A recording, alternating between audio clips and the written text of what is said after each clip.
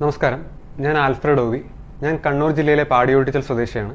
UPSC civil service എക്സാമിനേഷന് rank 57 കരസ്ഥമാക്കിയിട്ടുണ്ട്.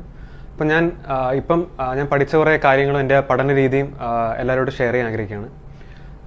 ഞാൻ UPSC exam കൊടുക്കുന്നതിന് മുമ്പ് ഒരു വർഷത്തെ ഒരു ലോങ് കോച്ചിങ് ആദ്യം എടുത്തിരുന്നു. ഒരു PCM ക്ലാസ് അറ്റൻഡ് ചെയ്തിരുന്നു നമ്മുടെ ഐലൻഡിൽ. അത് കഴിഞ്ഞ് പ്രിലിംസ്, മെയിൻസ്, ഇൻ്റർവ്യൂ, ഈ ഒരു 3 സ്റ്റേജിൽ ഞാൻ ചെയ്ത കുറച്ച് കാര്യങ്ങൾ ഞാൻ ഷെയർ ചെയ്യാം. പ്രിലിംസ് സ്റ്റേജിലേക്ക് വരികയാണെങ്കിൽ ഞാൻ മെയിനായിട്ട് ഫോക്കസ് ചെയ്തത് പ്രാക്ടീസ് എന്ന് പറഞ്ഞ സ്ട്രാറ്റജിയാണ്. അപ്പം പ്രീവിയസ് ഇയർ ക്വസ്റ്റ്യൻ പേപ്പേഴ്സ് ഒരു 2011 തൊട്ട് 2020 വരെയുള്ളത് തറവായിട്ട് നോക്കിയിരുന്നു. അപ്പോൾ അത് നോക്കിയിട്ട് UPSC സ്ഥിരം ക്വസ്റ്റ്യൻസ് ചോദിക്കുന്ന ഫോക്കസ് ഏരിയസ് ഐഡൻറ്റിഫൈ ചെയ്തു. അപ്പം അതിൽ കുറച്ച് സ്ട്രെസ് കൊടുത്ത് പഠിച്ചു.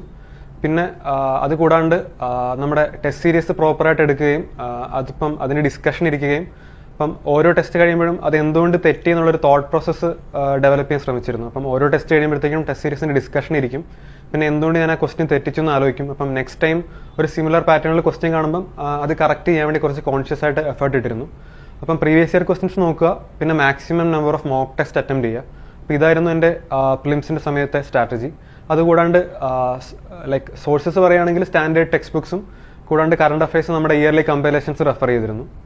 ഇനി മെയിൻ സ്റ്റേജിലേക്ക് വരികയാണെങ്കിൽ ഞാൻ പ്രാക്ടീസ് എന്ന് പറഞ്ഞൊരു മെത്തേഡ് തന്നെയാണ് ആദ്യം എടുത്തത്. അപ്പം മെയിൻസിന് ഇനീഷ്യലേക്ക് ആൻസർ റൈറ്റിംഗ് ചെയ്യുമ്പോഴത്തേക്കും എൻ്റെ ഒരു മെയിൻ ഇഷ്യൂ ക്വസ്റ്റിനെ അഡ്രസ്സ് ചെയ്യാൻ പറ്റുന്നില്ല എന്നുള്ളതായിരുന്നു. അപ്പം ഞാൻ അതിന് കൂടുതൽ ടെസ്റ്റ് സീരീസ് എടുത്തു. പിന്നെ അതിൻ്റെ ഫീഡ്ബാക്ക് റെഗുലറായിട്ട് മെൻറ്റേഴ്സിനെ പോയി കണ്ട് അതിൻ്റെ ഫീഡ്ബാക്ക് എടുത്ത് ഇപ്പം നെക്സ്റ്റ് ടെസ്റ്റിൽ അത് ഇമ്പ്രൂവ് ചെയ്യാൻ ശ്രമിച്ചു. അപ്പം കറക്റ്റ് ക്വസ്റ്റ്യൻ അതിൻ്റെ ഡിമാൻഡ് മനസ്സിലാക്കാനും ക്വസ്റ്റ്യനിൽ പല കീവേഡ് ഉണ്ട്. അപ്പം അത് ഓരോ കീവേഡ് കൊണ്ട് എന്താണ് അർത്ഥമാക്കുന്നതെന്നും പിന്നെ ക്വസ്റ്റ്യൻ്റെ പല സെക്ഷൻസ് ഐഡൻറ്റിഫൈ ചെയ്യാനുള്ള ഒരു കോൺഷ്യസ് എഫേർട്ട് മെല്ലെ മെല്ലെ ഇട്ടു തുടങ്ങി. അപ്പം ആ ടെസ്റ്റ് സീരീസ് അറ്റൻഡ് ചെയ്തൊരു ഫൈനൽ ടെസ്റ്റൊക്കെ ആയപ്പോഴത്തേക്കും ഈ ഒരു തോട്ട് പ്രോസസ്സ് വർക്ക് ചെയ്യാൻ തുടങ്ങി. അപ്പം ടെസ്റ്റ് സീരീസ് പ്രോപ്പറായിട്ട് എടുത്തു, റെഗുലറായിട്ട് ഫീഡ്ബാക്ക് എടുത്തു. അപ്പം അതായിരുന്നു എൻ്റെ ഒരു റെഗുലർ മെയിൻ സ്ട്രാറ്റജി.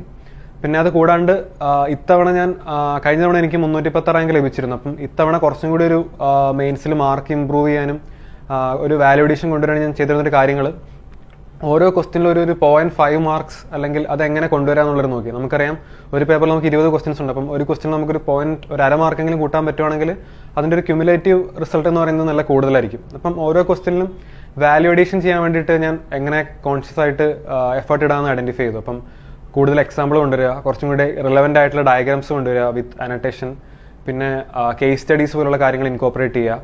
അപ്പം ഒരു എക്സാമ്പിൾ പറയുകയാണെങ്കിൽ GS2 പോലുള്ള പേപ്പറുകളിൽ ഞാൻ പർപ്പസ്ഫുള്ളി കേസ് സ്റ്റഡീസ്, ഇപ്പം നമ്മുടെ ഒരു സെൽഫ് ഹെൽപ്പ് ഗ്രൂപ്പ്സ് ചോദിക്കുകയാണെങ്കിൽ നമ്മുടെ കേരളത്തിലെ കുടുംബശ്രീ മോഡൽ, അപ്പോൾ അതുപോലുള്ള കേസ് സ്റ്റഡീസ് പർപ്പസ്ഫുള്ളി ഇടാൻ ശ്രമിച്ചിരുന്നു. അപ്പം അതിൻ്റെ ഒരു റിസൾട്ട് ഇത്തവണത്തെ മാർക്ക് ലിസ്റ്റിൽ എനിക്ക് കാണാൻ പറ്റിയിട്ടുണ്ട്.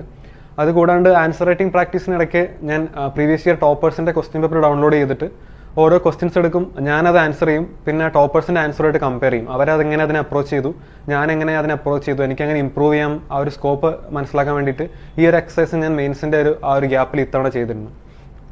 പിന്നെ ഫൈനൽ സ്റ്റേജിലേക്ക് വരികയാണെങ്കിൽ ഇൻ്റർവ്യൂ, അവിടെയും പ്രാക്ടീസ് തന്നെയായിരുന്നു മെയിൻ. ഇപ്പം ഫസ്റ്റ് മോക്ക് ഇൻ്റർവ്യൂവിലൊക്കെ ഞാൻ ഭയങ്കര അണ്ടർ കോൺഫിഡൻ്റ് ആയിരുന്നു. അപ്പം ആ ഒരു സംസാരിച്ച ഒരു കോൺഫിഡൻസ് വരുത്താൻ വേണ്ടിയിട്ട് ഒരുപാട് മോക്ക് ഇൻ്റർവ്യൂസും 1-on-1 സെഷൻസ് ഒക്കെ അറ്റൻഡ് ചെയ്തിരുന്നു. അപ്പം അതുവഴി ഡാഫ് വെക്കുമ്പോൾ തന്നെ നമുക്ക് കോൺഫിഡൻസ് ഉള്ള ഏരിയാസ് ഡാഫിൽ കൊണ്ടുവരാൻ ശ്രദ്ധിച്ചിരുന്നു.